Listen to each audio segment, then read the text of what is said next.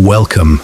As we begin our journey through the long history of sleep and rest, we find ourselves in a distant past, where the world moved more slowly and nightfall came quietly. Let us gently settle into the ancient world to understand how people slept, how they prepared for the night, and how their beds and dreams were shaped by the rhythms of their time. We begin in ancient Egypt, over 3,000 years ago, in the homes of ancient Egypt, whether in the modest dwellings of workers or the elegant estates of nobles. The bedroom was a place not only of rest, but of transition, a space between the demands of the day and the mysteries of the night. Most people lived in mud brick homes, simple structures designed to keep out the intense desert heat. The layout varied depending on class, but a central feature in many homes was the private sleeping chamber, often elevated or tucked away behind a curtain. The beds themselves were minimalist, yet clever. They were often made of wood, shaped in a gentle arc to support the natural curve of the spine. Instead of a pillow, many Egyptians used a headrest, typically made of wood, ivory, or even alabaster, a curved upper plate mounted on a single central support. While this might seem uncomfortable to us, to the Egyptians it served both practical and spiritual purposes. It kept the head elevated, protecting against insects and helping with airflow in hot climates. And in a more sacred sense, it helped preserve the integrity of the body, important in a culture so deeply connected to the afterlife. Beds were covered in woven linen, a fabric made from flax plants that thrived along the Nile. Even among working families, linen was common, lightweight, breathable and soothing against the skin after a long day beneath the Egyptian sun. To the Egyptians, sleep was never just sleep. It was a nightly journey, a time when the soul, or Ba, might leave the body and travel freely. They believed that dreams were messages from the gods, and sometimes visions of the afterlife. Sleep, then, was sacred, a quiet rehearsal for eternity. This belief influenced the design of tombs as well. Many were created to mimic the comfort of earthly bedrooms, complete with beds, headrests and footstools for the afterlife. In wealthier households, bedrooms sometimes featured painted walls, calming images of gardens, lotus flowers, and flowing water. These were not just decorative. They were meditative symbols, offering serenity and divine protection to the sleeper. Lamps burned gently through the night. They were fueled by castor or sesame oil, their wicks flickering behind small ceramic lips. The glow was soft, amber-toned, casting dancing shadows across reed mats and plastered walls. Without clocks, electricity or artificial light, the Egyptian day was governed by the sun, and so too was their sleep. People rose with the first light, often before sunrise in summer months, and retired shortly after dusk. The heat of the day dictated a natural rhythm. Midday rest or naps were common, particularly for laborers and field workers. Main sleep began after the evening meal and was usually uninterrupted through the cool of night. Family members often slept in the same room, especially in smaller homes, sometimes even on shared mats or low platforms. Privacy was minimal, but intimacy was strong. In wealthier homes, servants might sleep nearby, but never in the same bed as their masters. Let us drift now. Slowly eastward, toward Mesopotamia. In the ancient cities of Babylon and Ur, homes were built with thick mud brick walls to block heat, and most rooms were multi-purpose. There were no dedicated bedrooms as we know them. People slept on reed mats or cushions, sometimes on the roof during hot nights. The rooftops became quiet, elevated sleeping spaces, cooled by the breeze. Much like in Egypt, sleep was tied to the divine. People often kept small figurines of gods or protective spirits beside their sleeping places, invoking their presence as they lay down to rest. Now, toward the Indus Valley, where cities like Mohenjo-Daro held some of the earliest organized urban life. The architecture here was more advanced than many realize, with private wells, drainage systems, and even planned sleeping quarters. Beds here were woven from jute, or cotton cord and supported by wooden frames, very similar to what you'd find in some rural areas of India, even today. Even in these ancient times, there was care in how people prepared their sleeping spaces. Clean mats, folded cloths, soft breezes passing through open courtyards. A quietness, not forced, but natural. The stillness of a world before machines. Who slept where and how also depended greatly on gender and status. In Egyptian households, the matriarch often had influence over the sleeping arrangements. Children might sleep near her, while fathers or male servants had their own spaces nearby. In noble homes, guests were sometimes offered a separate chamber, along with a fresh linen wrap and scented oils, a sign of honor and hospitality. Sleep was both private and social, functional and ceremonial. In poorer homes, space was shared. People curled close together, not just out of affection, but for warmth and security. Sleep was communal, bodies aligned in rows, rising and falling with the slow breath of the night. Imagine it now, the soft rustle of linen beneath the body, the quiet hiss of oil in a clay lamp. Outside, the chirping of desert crickets, a dog barking once in the distance, then silence again. These were the lullabies of the ancient world, gentle, real, and unchanging. Sleep did not come with blue light, background music, or alarm clocks. It came with habit, and with the peaceful surrender to night. Imagine it now, the soft rustle of linen beneath the body, the quiet hiss of oil in a clay lamp. Outside, the chirping of desert crickets, a dog barking once in the distance, then silence again. These were the lullabies of the ancient world, gentle, real, and unchanging. Sleep did not come with blue light, background music, or alarm clocks. It came with habit, and with the peaceful surrender to night. As the warm sands of Egypt fade into memory, we journey westward, along the calm curve of the Mediterranean coast, past the olive groves of Greece, to where the rooftops of Rome catch the fading light of evening. Here, behind the stone walls of villas and insulae, in the soft flicker of oil lamps and the hush of the courtyard, we find the Roman world at rest. Let us step gently now into the cubiculum, a quiet room where the Romans laid down their thoughts and surrendered to sleep. The Latin word cubiculum simply meant a place to lie down, and in the homes of ancient Rome, it served multiple purposes. It was a place to sleep, to think, to read, to dream. Not all Roman homes had separate sleeping rooms. In the domus, the upper-class Roman house, cubicula were private and often placed off the atrium or the peristyle courtyard. Small, often windowless rooms, they were designed for calm, intimacy, and protection from the heat of the day and the noise of the street. For those in apartment-style dwellings, called insulae, sleeping spaces were often shared or tucked into corners, divided by curtains. But whether grand or modest, the purpose of the sleeping space remained the same: to withdraw, to find stillness. Step inside one of these rooms.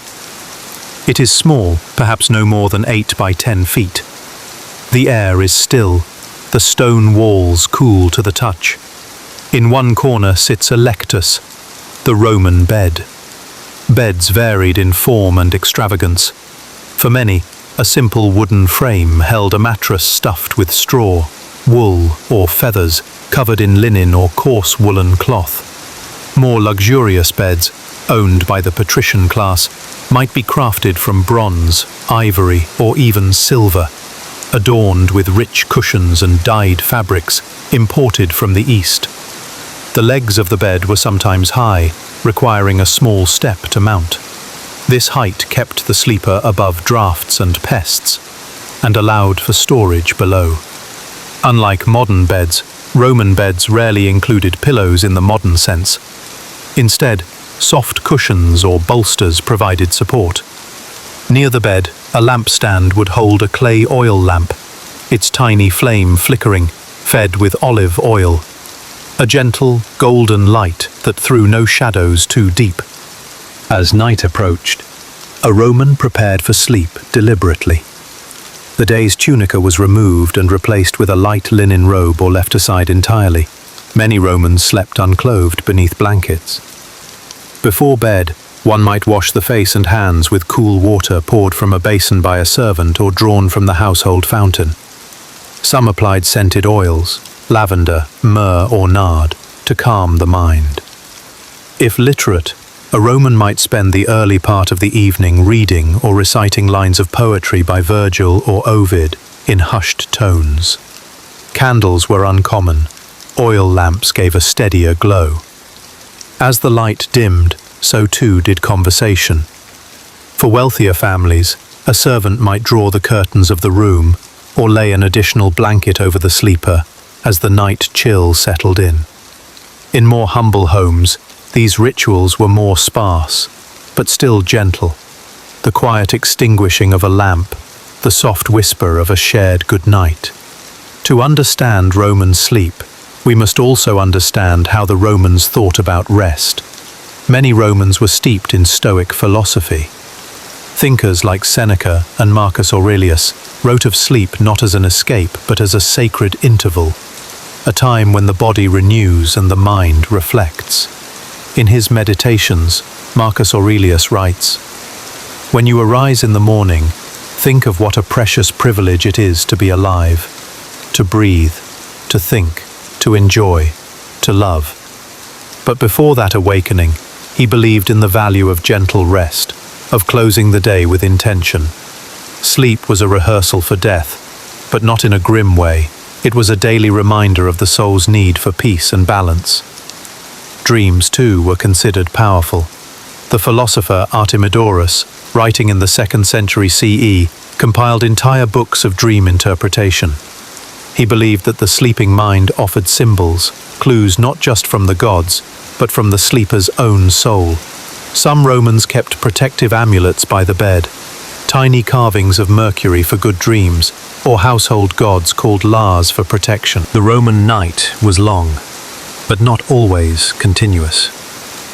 Historical sources and sleep studies suggest that segmented sleep, sleeping into intervals, was common in antiquity.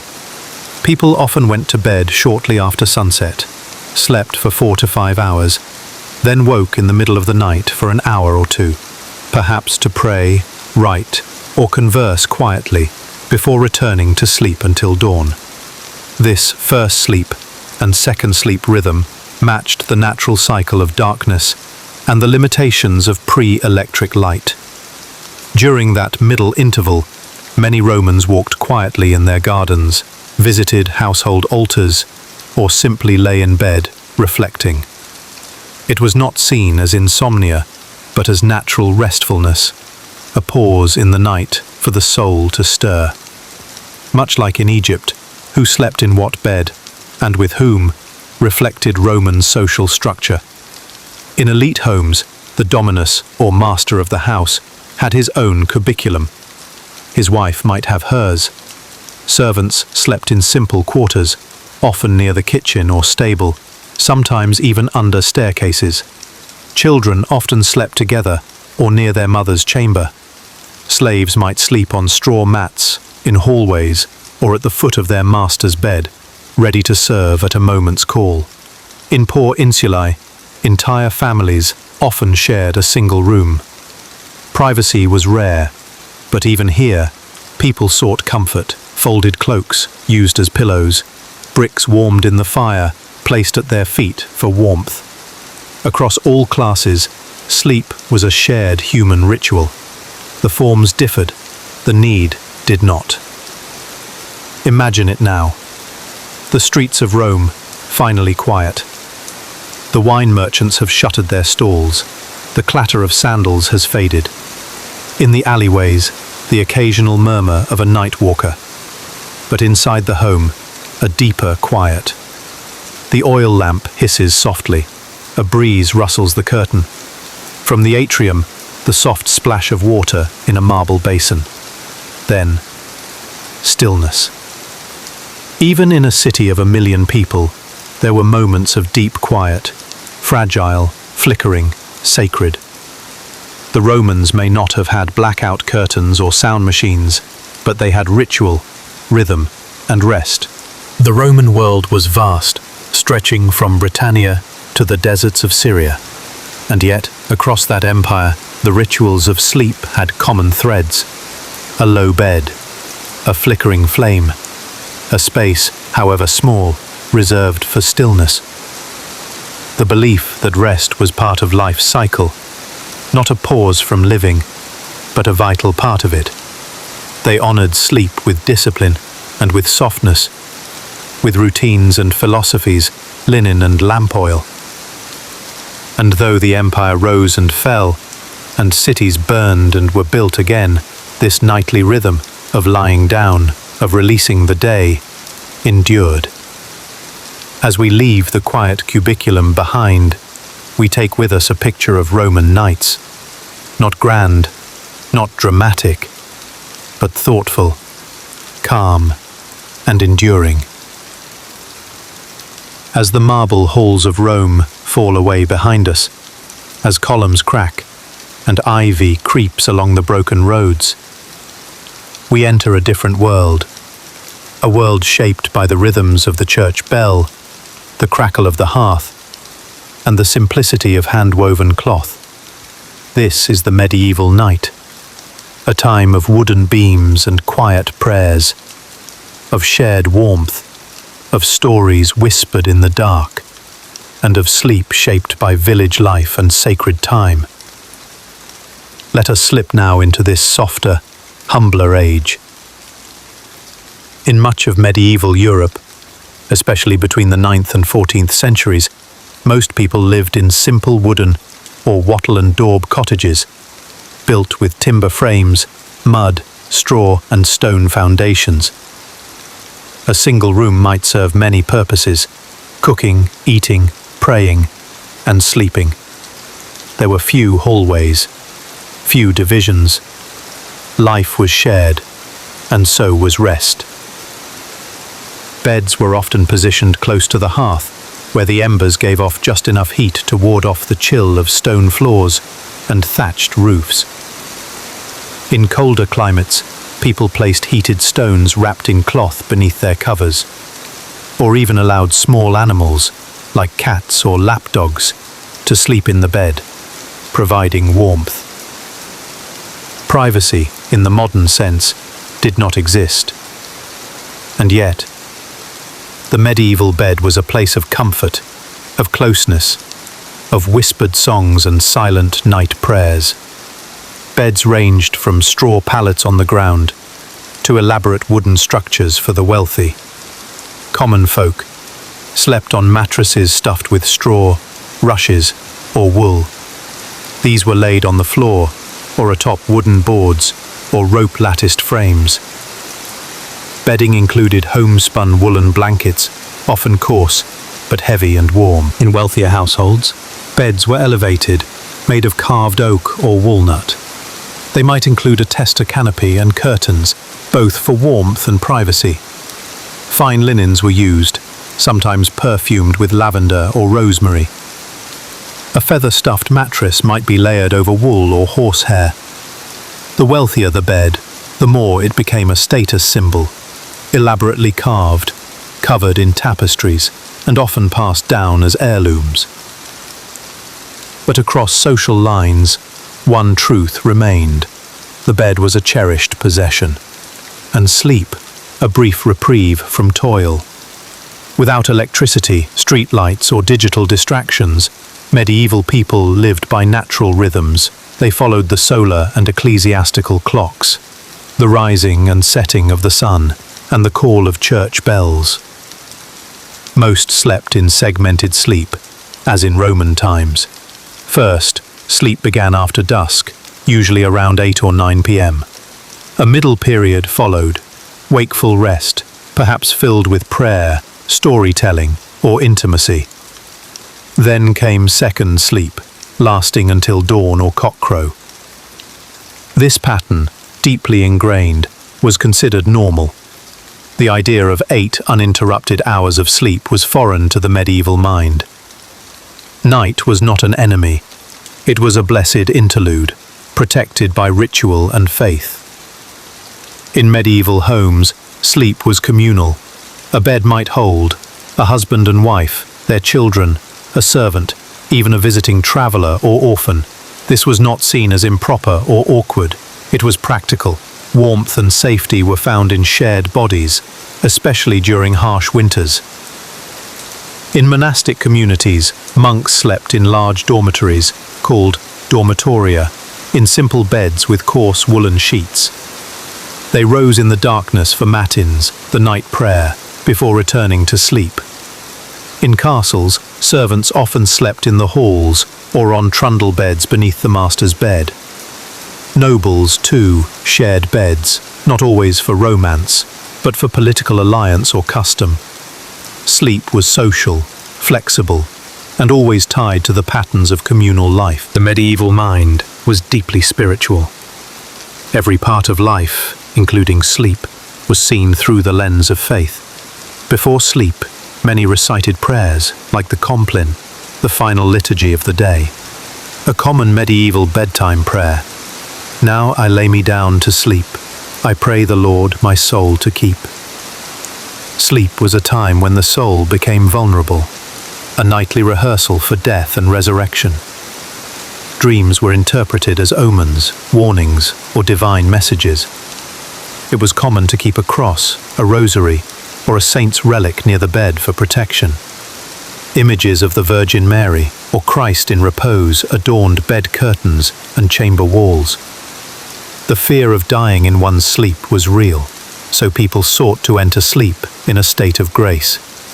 Even nightmares were seen as spiritual trials. Medieval people were fascinated by dreams. They believed dreams could come from God as visions or prophecy, the devil to tempt or terrify, or from one's own body, imbalances of the humours or the influence of food. Books like the Somnial Danielis, a medieval dream manual, listed interpretations. To dream of birds meant freedom. To dream of fire could signal divine wrath or indigestion. But most people saw dreams as windows to the soul, part warning, part mystery. Monks recorded their dreams in journals. Peasants retold theirs around the fire. The dreaming mind was both feared and revered. What did the medieval night sound like? Listen closely. The creak of timber beams in the wind, the quiet drip of rain on a thatched roof, the snore of a sibling, the sigh of a sleeping child, and always the distant toll of the church bell, marking the passing hours of the holy clock. Outside, the cry of a night bird, a fox rustling in the leaves, the muffled song of a tavern far away. In the quiet dark, sound was magnified, but softened. There were no engines, no hum of wires, only the breathing of the world. Though many shared the same natural rhythms, class created stark contrasts in sleeping conditions. In the cottage, a fire pit for warmth, a straw-stuffed mattress, a shared blanket between siblings, a cat curled at the foot. Sleep came with exhaustion. In the castle, a four-poster bed with embroidered drapes, a feather mattress, perfumed sheets, a carved canopy bearing coats of arms, a personal servant to prepare the room. But even in a castle, the fire had to be tended. Even the nobleman listened for wolves beyond the wall. Night equalized, if only for a few hours. It hushed both crown and commoner. The medieval bed was not only a place of sleep, it was a theatre of stories. Folk tales, saints' legends, cautionary parables, all passed from parent to child beside the fire. Before books were common, the oral word ruled, and so the bed became a classroom, a chapel, a stage. This tradition, passed down in darkness, is why so many fairy tales begin once upon a time. And perhaps why they so often end with peace, a quiet castle, a humble home, a soft bed. The medieval world did not fear sleep. They prayed to enter it well, to wake restored, and to greet the day with purpose. The medieval world has given way. Gone are the rough-hewn cottages and smoky halls, the timber beams and woven mats. Now, we awaken in a world of light and learning, of discovery, artistry, and delicate privacy. It is the dawn of the Renaissance, the age of ink-stained scholars, whispered poetry, and beds made not only for sleep, but for dreams, cultivated, romantic, and refined. Come now, quietly, into a chamber where the world has begun to think more deeply about the very act of resting. By the 15th and 16th centuries, Europe was in motion. The Renaissance, from the French for rebirth, marked a rediscovery of ancient knowledge, paired with new ideas in art, science, and daily life. Sleep, too, began to transform. With increasing prosperity, urbanization, and literacy, more people had access to private rooms, dedicated beds, and the luxury of time to rest, think, and dream. No longer only a function of survival or exhaustion, sleep became something one could refine, beautify, even understand. In Renaissance homes, the bed was the centerpiece of the bedroom, and in wealthy households, it was often the most valuable piece of furniture in the entire home. The four-poster bed, already in use during the late medieval period, now took on greater elegance. Characteristics: tall wooden posts, often carved from oak or walnut, supported a canopy, sometimes painted with stars or biblical scenes. Heavy curtains provided both warmth and privacy, now an emerging value among the upper class. Bedding included a linen sheet, a woolen blanket, a thick feather mattress, and finally, pillows, now more widespread and stuffed with soft goose down. The Renaissance bed was not just a place of rest, it was a stage, a sanctuary, and a status symbol. This era saw the rise of the private bedchamber, particularly in Italy, France, and parts of England. Unlike the shared sleeping spaces of previous centuries, the Renaissance elite began to value solitude and personal space. The chamber was a place to sleep, read, write letters, pray, entertain close confidence. It became a reflection of the self. Paintings, books, and devotional objects decorated the walls. And for the first time, people began to think of sleeping alone, not as lonely, but as cultivated peace. Night in the Renaissance was a quiet, purposeful time. Evening began with a final meal, lighter than the midday feast, followed by conversation, music, or scripture. Sleep preparations often included washing hands and face with rose water or warm cloths, changing into a clean linen shift or nightshirt, braiding or covering the hair, saying evening prayers, often to the Virgin Mary or personal patron saints. Some applied gentle herbal oils, lavender, marjoram, or valerian, believed to aid in restful sleep. In Italy and France, perfumed sachets were placed beneath pillows. In England, small bouquets called posies might be hung near the bed to purify the air and protect from bad dreams. Candles were blown out carefully or set inside glass holders to burn safely through the night. And always, the curtains of the bed were drawn closed, like the wings of a great wooden bird folding in for slumber. The Renaissance bed could still hold more than one person, but rules were shifting. Among nobility, husbands and wives often shared beds, but children were gradually moved to separate rooms. Guests might sleep in nearby chambers, not the same bed. Among commoners, family members still shared sleeping quarters, but efforts were made to create separate bedding arrangements, even within the same room. The idea of sleep as personal and restorative began to take hold, particularly in philosophical and medical writings of the time. This was a quiet revolution in how rest was understood. With renewed interest in classical medicine, Renaissance thinkers began to ask, what happens when we sleep? Physicians drew on the works of Galen and Avicenna, arguing that sleep was vital for digesting food, balancing the humors, refreshing the spirits. They recommended avoiding heavy food late at night, sleeping with the head slightly elevated, lying on the right side for the first part of the night, then the left, and most importantly, sleeping in moderation, neither too much nor too little. Doctors even offered advice on bed placement.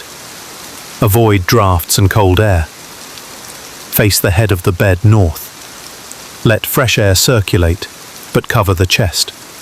These gentle instructions became part of everyday wisdom, whispered from mothers to daughters, physicians to noblemen. Dreams remained a powerful presence. Renaissance dream books offered new interpretations. Dreams of flight signaled freedom or divine favor. Dreams of water reflected emotional tides.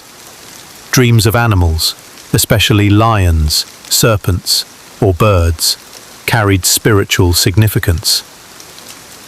Artists like Hieronymus Bosch painted dreamscapes filled with strange, symbolic creatures representing temptation, fear, or salvation. In many homes, people kept dream journals or discussed their dreams over breakfast. The Renaissance mind was eager to decode the sleeping self. And unlike in earlier centuries, there was less fear of dreams and more curiosity. Nightlife too became more vibrant during the Renaissance. In cities like Florence, Venice, and Paris, wealthier households might enjoy quiet lute music, poetry readings, even masked balls, or gentle evening walks. But in the bedroom, all returned to quietude. The soundscape of the Renaissance night included the rustle of silk or linen, a faint street violin, church bells echoing at the hour, the distant call of a watchman. All is well. In this age, many of life's most intimate moments occurred in bed. Children were born in bed, often with midwives and family gathered nearby. Illness was tended in bed, surrounded by devotional icons, and when death approached, the dying were often surrounded by loved ones, clergy, and candles, passing into sleep one final time. The bed was not just where one rested, it was where one entered and exited life. This sacred stillness elevated the bedroom itself to something near holy. While the elite enjoyed carved beds and perfumed sheets, the poor still lived simply. In rural towns, straw mattresses remained common. Rough wool blankets were patched and reused. Sleep was hard-earned after long days in fields or workshops.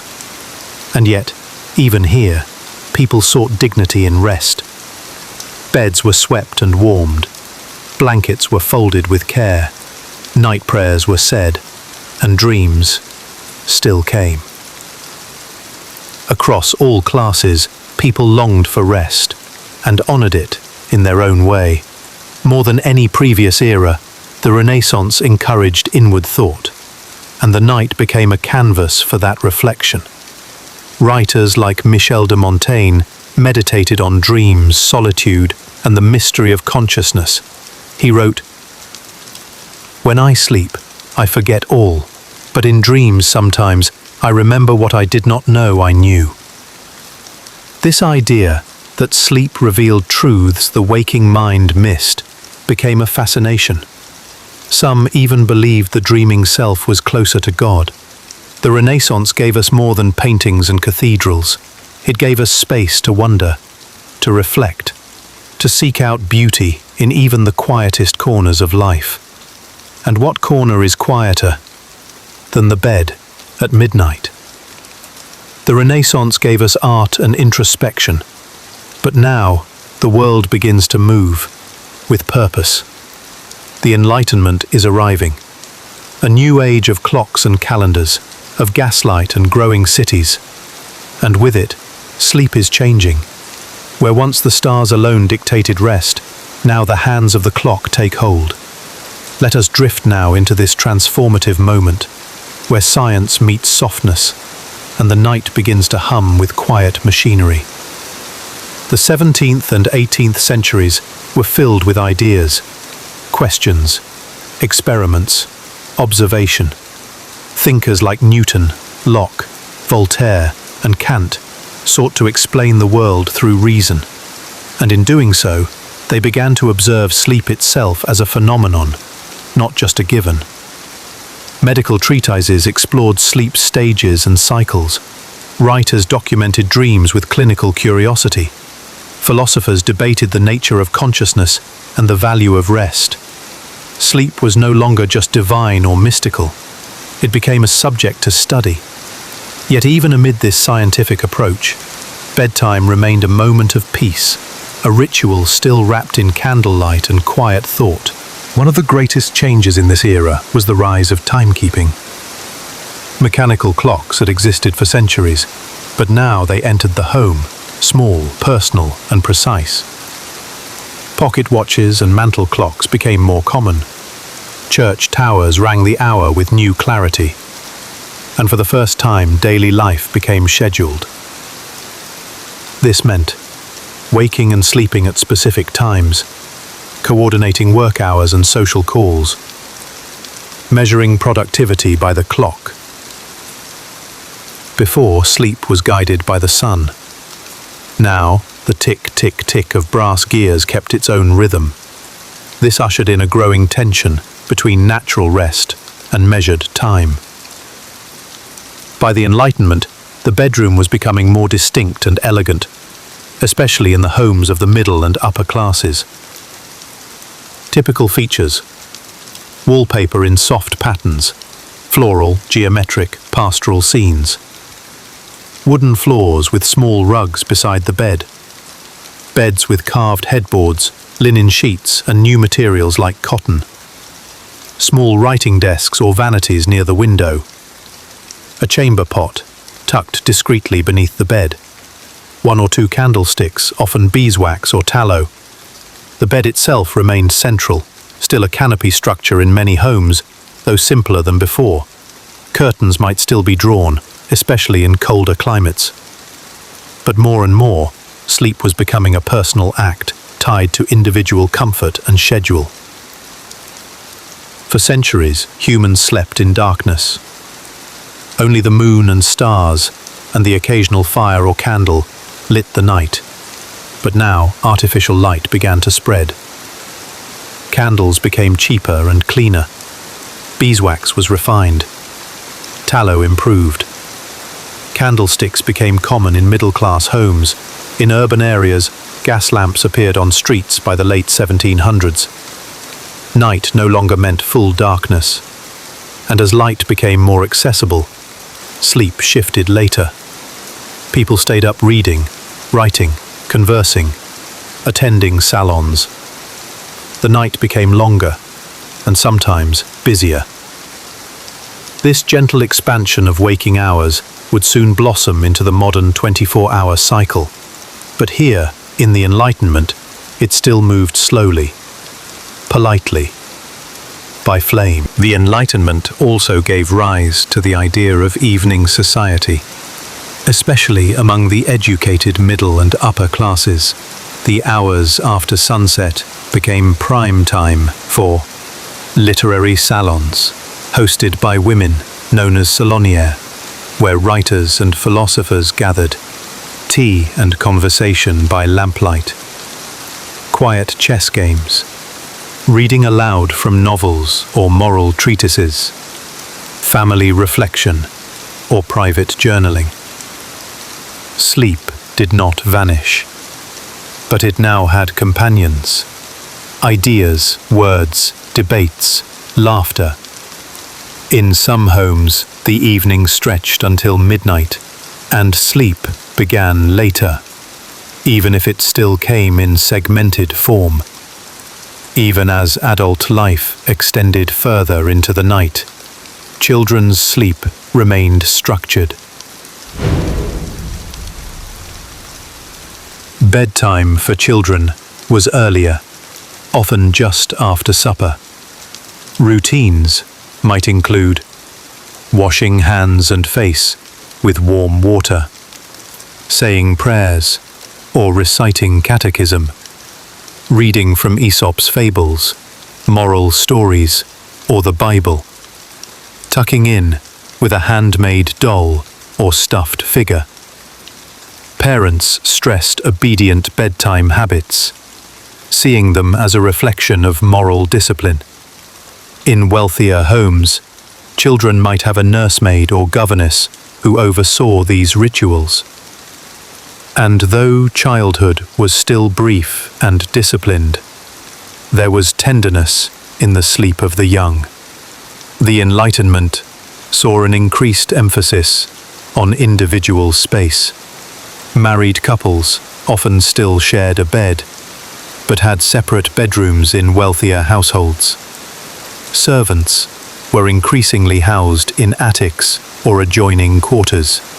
Children moved into nurseries or shared sleeping rooms. This marked a significant change from centuries of communal sleeping.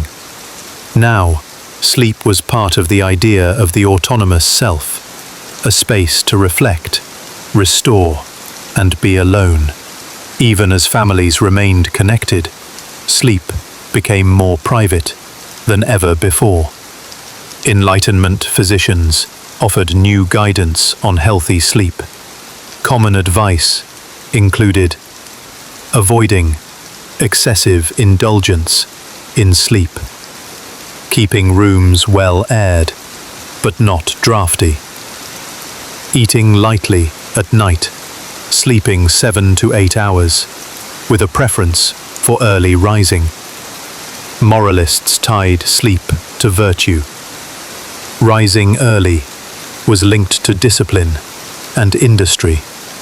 Sleeping late was seen as a sign of sloth or luxury. This attitude paved the way for the 19th century ideal of early to bed, early to rise, as a moral imperative. But even within these frameworks, Enlightenment thinkers acknowledged that the mind and body needed rest, and that dreams still carried. Dreams in this period were viewed through two lenses. Rationalist view, dreams were seen as random mental activity. Some physicians believed they reflected digestion or temperature. Others dismissed them entirely as mind noise. Romantic view, late Enlightenment.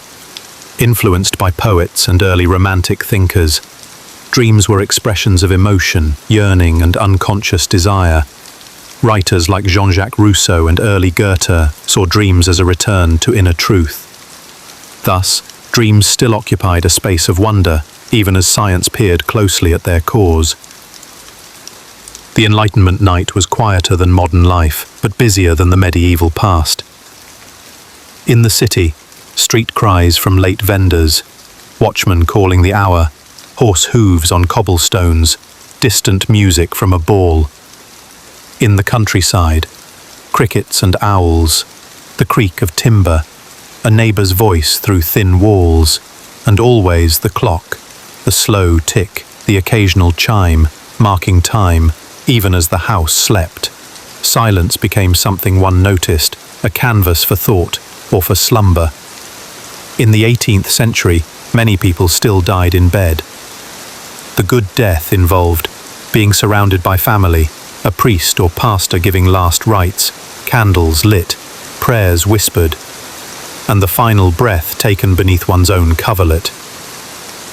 Just as birth occurred in the bed, so too did passing, and so sleep and death remained gently intertwined, with euphemisms like eternal rest, sleeping in the Lord, and the long sleep, reminding all of life's impermanence.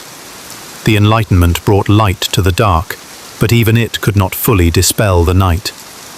It gave us clocks and a sense of time, candles and the luxury of late reading, beds as personal sanctuaries. And yet, even now, sleep remained a mystery, softly guarded by routine, warmed by memory, watched by the ticking of the hours. But for now, let the Enlightenment night fold over us like a well-draped quilt.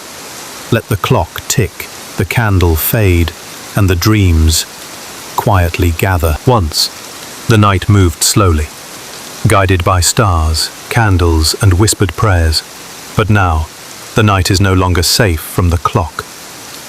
The Industrial Revolution has arrived. It brings machines, momentum, and endless motion, and with it, a reshaping of sleep. We wander through the 19th century, a time when rest began to shrink beneath the weight of factory bells, train whistles, and late electric light. But even amid soot and steam, people still sought peace. A pillow's comfort, a private hour, a quiet dream. In the late 1700s and into the 1800s, much of Europe and North America began to industrialize. Farms gave way to factories, villages became cities, and the rhythm of life changed. People were no longer ruled by the sun, they were ruled by the shift schedule. Factory whistles replaced the rooster's crow. Sleep was often dictated not by tiredness, but by the demands of coal, cotton, or clockwork. Workers, especially in urban centers, found their sleep interrupted or compressed. Factory schedules were rigid. Morning shifts could begin at 4:30 or 5 a.m. Evening shifts might stretch until 9 or 10 p.m. In some cases, people worked 14 to 16 hours a day. This left little time for full natural sleep. Many slept in 2 or 3 fragmented stretches, grabbing naps between tasks or responsibilities. Sleep was no longer a right, but something to be fit in, squeezed, and stolen. In industrial cities like Manchester, Birmingham, New York, and Chicago, overcrowded housing became the norm. Tenement buildings, hastily constructed and poorly ventilated, housed entire families in 1 or 2 rooms, with no indoor plumbing, shared beds or floor pallets, thin walls, thin windows, and constant noise. Often, beds were shared in shifts, called hot bedding or hot racking. One person would sleep while the other worked, and then they would swap. Privacy vanished, and stillness was rare. Before the industrial era, most people woke naturally, or were woken by roosters, bells, or knocks at the door. But now, the alarm clock entered everyday life. The first mechanical alarm clocks appeared in the 18th century, but by the 19th, mass production made them affordable. These small ticking sentinels were sold in shops, advertised in catalogues, and soon became a fixture on many nightstands. They were praised for building discipline and ensuring promptness. But they also removed the last illusion of free sleep. The body no longer decided when to rise. The bell did. The night was also changing in a new, more literal way. Artificial light was now everywhere. Gaslight, introduced in major cities by the early 1800s, used in factories, theaters, shops, and even homes, made it possible to work, socialize, and stay awake late into the night. Electricity, first used for arc lamps in the 1870s, then for home lighting in the 1880s and 90s, allowed precise control over light and dark. Sleep, once gently encouraged by the setting sun, now had to fight for space against a world that never truly went dim. For centuries, people had often slept in 2 phases. 1. First sleep, roughly 9 p.m. to midnight. 2. A waking period, often 1 to 2 hours. 3. Second sleep, until dawn. In this in-between time, people would pray, think, talk with bedmates, even visit neighbors quietly. But in the industrial era, this pattern faded. People now went to bed later, woke earlier, and had no time for leisurely interludes. The monophasic sleep model, a single uninterrupted block, became the new goal, though it was often interrupted by stress, noise, or fatigue. As insomnia rose, the market responded. Pharmacies offered a growing array of sleep aids: chloral hydrate, bromides, opium-based tinctures, patent medicines with mystery ingredients. These were marketed to exhausted factory workers, anxious city dwellers, middle-class women with nerves. Many of these tonics were addictive, and some harmful, but they reflected a cultural truth. People were beginning to struggle to sleep, and they were willing to pay for rest. In middle and upper-class homes, especially by the mid to late 1800s, the bedroom evolved. Influenced by Victorian ideals, bedrooms were seen as moral spaces, feminine retreats, and reflections of a family's refinement. Decor was soft and elaborate: lace curtains, needlepoint cushions, carved bedsteads, porcelain washbasins. Middle-class guides encouraged going to bed at the same hour each night, keeping the room quiet, cool, and clean, avoiding reading or excitement before sleep. For those with means, the bedroom became a haven, a counterpoint to the chaos outside. Not everyone could retreat. As conditions worsened, workers across Europe and America began to demand rest. The 8-hour movement rose in the late 19th century. 8 hours for work, 8 hours for rest, 8 hours for what we will.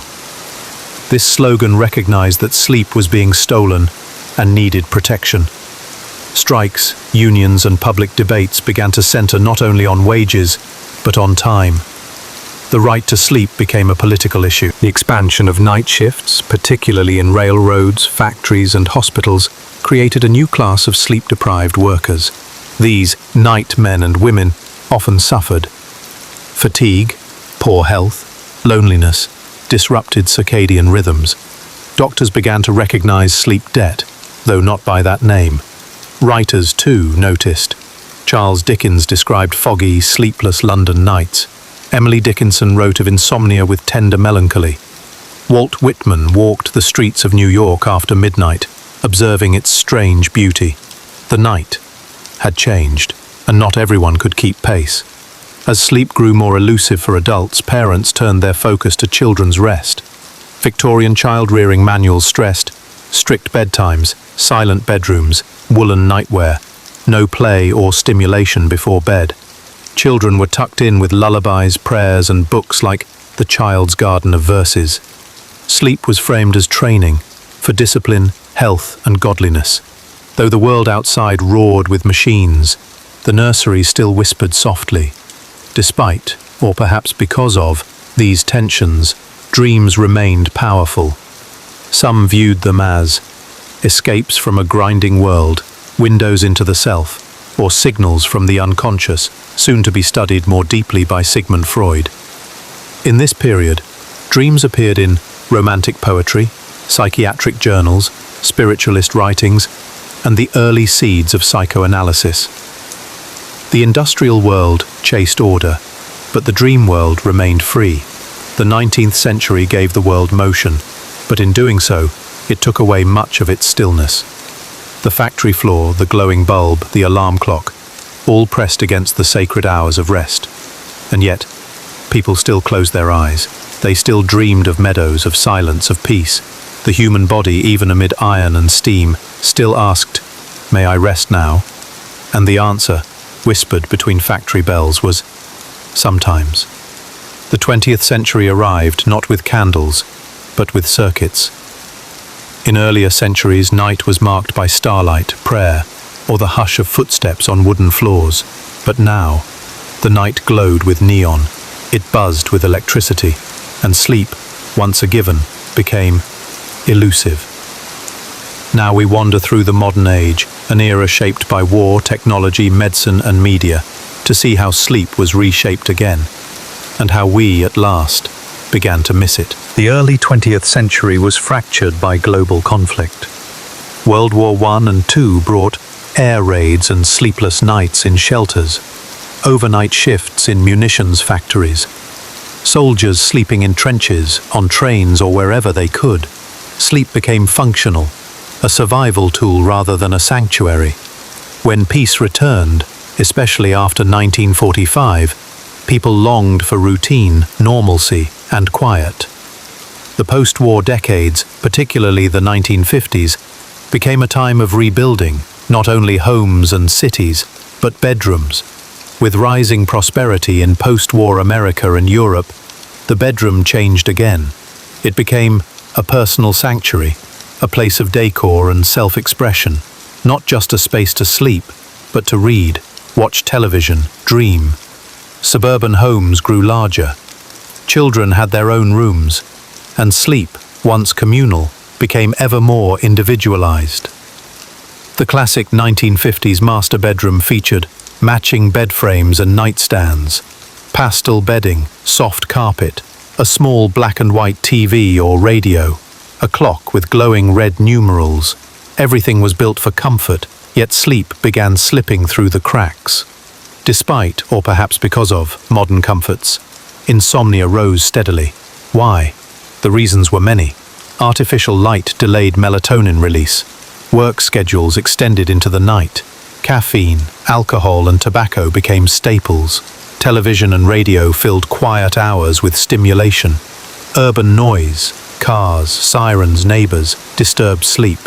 The more we pushed back the dark, the more sleep retreated. People began to describe a new feeling. Tired, but wired. In the mid-20th century, scientists turned their attention to what happened behind closed eyes. Key discoveries included REM sleep, 1953, rapid eye movement linked to vivid dreaming, sleep stages, light, deep and REM cycles, the circadian rhythm, our internal clock, synced to daylight, sleep as essential for memory, emotion and immune function. Institutions like the Stanford Sleep Center and Harvard Sleep Labs explored these cycles in depth. Suddenly, sleep was not a luxury, but a biological necessity. And yet, millions still weren't getting enough. As sleep faltered, a new market emerged. By the 1980s and 90s, an entire sleep industry had grown. Orthopedic mattresses, white noise machines, herbal teas and melatonin supplements, sleep tracking devices, prescription sleep aids, ambient, Lunesta. People now bought sleep the way they bought food or clothes. Marketing promised rest in a bottle, a pillow, or a playlist. Sleep had become a product. As economies globalized, the 24-hour society took hold. Around-the-clock jobs expanded. Healthcare, customer service, aviation, logistics, emergency response. Millions now work.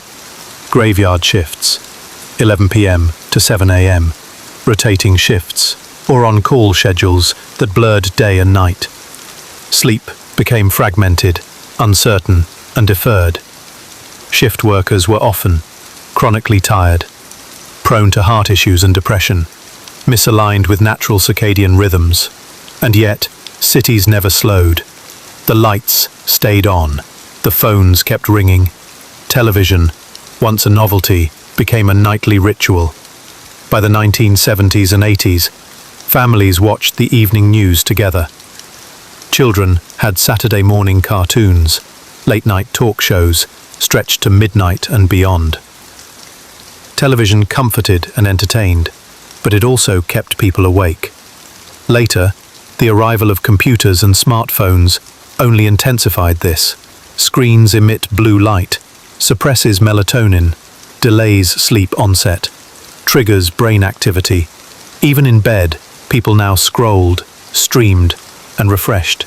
The night was no longer a place of rest. It was a new form of activity. As awareness of sleep's importance grew, so did sleep anxiety. People began to track their sleep obsessively, worry about sleep debt, count hours each night, feel guilt over poor sleep hygiene. This paradox emerged. the more we understood sleep, the harder it became to surrender to it. In a world of metrics, sleep refused to be mastered. Modern bedrooms reflect a blend of technology, phones, tablets, smart lights, comfort, memory foam, climate control, blackout curtains. Isolation. Many people now sleep alone, by choice or circumstance. Design. Minimalist, cozy, or curated for aesthetics. Yet beneath all the upgrades, the core longing remains. To be still, to be safe, to be free from interruption. Sleep remains the most private of acts, even in a public, wired world. To reclaim sleep, people today return to ritual. Common calming practices include warm baths, chamomile tea, sleep podcasts, and gentle storytelling. Weighted blankets, sleep apps with ocean waves or forest sounds. Others pursue digital detoxes, early dinners, evening journaling, breathwork, or meditation. These quiet habits echo older traditions, but reimagined for modern minds. Dreams have returned to popular culture, analyzed in therapy, explored in films, interpreted on TikTok and podcasts. We dream of strange places, familiar faces, impossible flights. In a world of data and deadlines, dreams remain beautifully useless. They need no reason, no outcome, only surrender. We began in firelight, sleeping in bundles, beneath thatched roofs, guided by birdsong and moonlight. Now we rest under LED bulbs, beside charging phones, with white noise machines murmuring softly. The world has changed, but the need remains. Sleep is not a waste. It is not indulgent. It is not optional.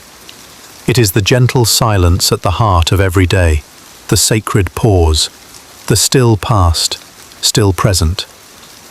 And even now, as trains pass and emails ping, somewhere, someone tucks into bed, closes their eyes, and lets go.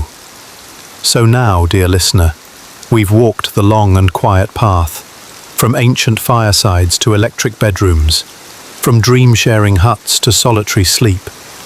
We've watched the world hush itself and hurry itself, and slowly, gently, seek stillness again. And perhaps, in this moment, as your head sinks deeper into your pillow, you too feel the pull of peace. Let go of the hours, let go of the tasks, the clocks, the turning world. For now, there is nothing you need to do, nothing you must be, only this: stillness, warmth, breath. Sleep has waited patiently, and it's here for you now. So enjoy this sound as it carries you the rest of the way. Let it be your companion until morning, and if you found comfort in this quiet journey through history, you're always welcome to return. Thank you for spending this time with the still past. Good night, and sweet dreams.